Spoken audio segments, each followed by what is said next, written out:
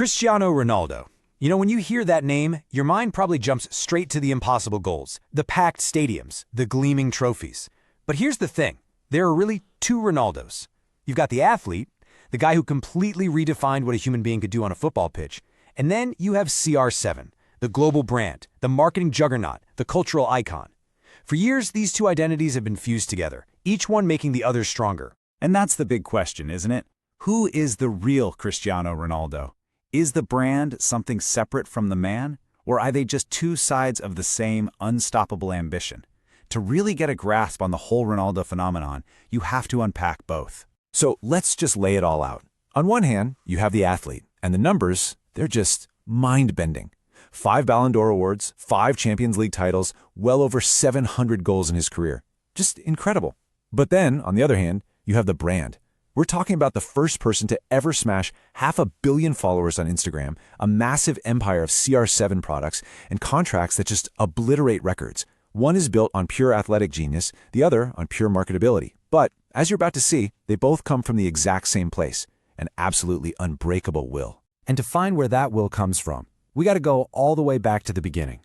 Because before all the fame, before the superstardom, he was just a kid from a working-class family in Madeira, Portugal, a tiny island a long, long way from the big leagues of European football. His early life was anything but easy. He grew up sharing one single room with all 3 of his siblings. And then, get this, at just 12 years old, he makes the gut-wrenching choice to leave his family and move all by himself to the mainland for Sporting Lisbon's academy. Then, at 15, the dream almost dies. He's diagnosed with a racing heart condition that needs surgery that could end his career. And yet, just 3 years later, he's signing for the legendary Sir Alex Ferguson at Manchester United. It's an unbelievable story. And you can't overstate how high the stakes were. His own mother, Dolores, recalls the doctors telling her that, yes, the surgery could save his career, but if it went wrong, it could actually be dangerous for his life. He took that risk. And wouldn't you know it, the operation was a success, and he was back on the training pitch just days later. That moment right there, that brush with losing everything, that's what forged the mentality that would define his entire life. So he takes that same relentless, obsessive drive, and he applies it to business. He started building a commercial empire. And trust me, the CR7 brand wasn't some happy accident. It was a calculated, strategic move from day one. Okay, so the key to this whole empire is a legal concept called image rights. Now, this isn't just about selling your picture for an ad. It's everything. It's your name, your signature, your voice, even your iconic goal celebrations. It's the legal framework that lets a person transform themselves into a full-fledged brand. And this is where you really see that strategy pay off. By 2009, his last year at Manchester United, his income from endorsements from brands like Nike and Castrol was already nearly double what he was making from his actual club salary. Just think about that for a second.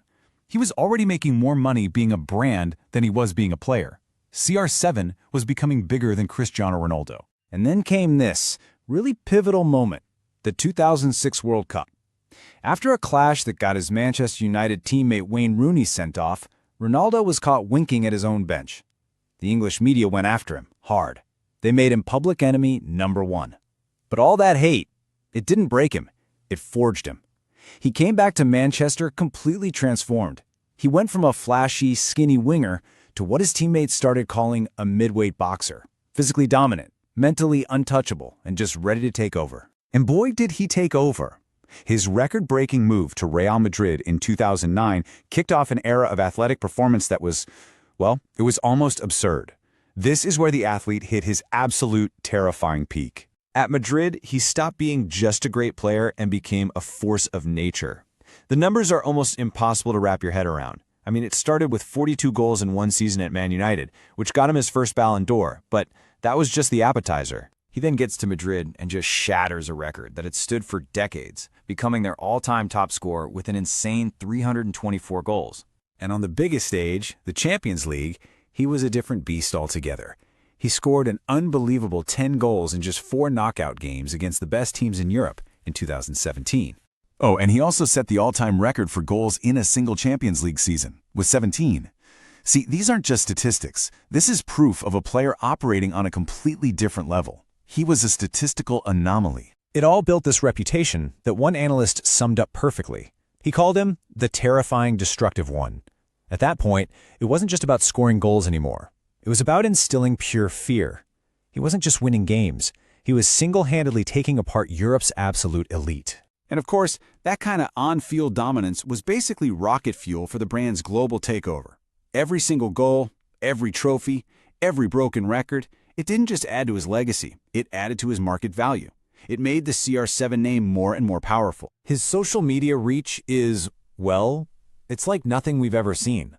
With over 500 million followers on Instagram, he can reach more people than the entire populations of the United States and the UK combined.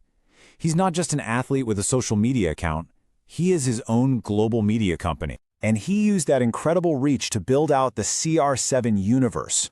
We're not just talking about jerseys and soccer cleats here. We're talking perfumes, underwear, hotels, hair clinics, gyms, the whole shebang. The CR7 logo became a symbol for a lifestyle of success and ambition. By the time he moved to Juventus in Italy and later to Al Nassr in Saudi Arabia, his transfers weren't just football news anymore, they were major economic events. Clubs and entire leagues weren't just signing a player, they were acquiring a strategic business partner, an asset who could elevate the profile of the whole league, bring in millions of new fans overnight, and attract other global superstars. Which finally brings us to his current chapter in Saudi Arabia. And this move, it isn't just about playing out the end of a career. It's about shaping a legacy on a scale that very few athletes have ever even dreamed of. And in his own words, you can hear that he sees his role as way, way bigger than just football. He actually said his contribution to the country isn't just about the sport, it's for everything, and that he wants to be part of the country's growth forever. At this point in his career, the athlete and the brand have kind of merged into something else entirely, a global ambassador with genuine geopolitical influence. So, when the final whistle finally blows on his incredible career, what's his true legacy going to be? Will it be the mind-boggling goals and the records that might never, ever be broken? Will it be the CR7 brand that became a global powerhouse of commerce? Or will it be the story of the man who understood his own values so perfectly that he didn't just change the sport, he changed the entire business and culture that surrounds it? The real answer, I think, is that you just can't separate them anymore. They are one and the same.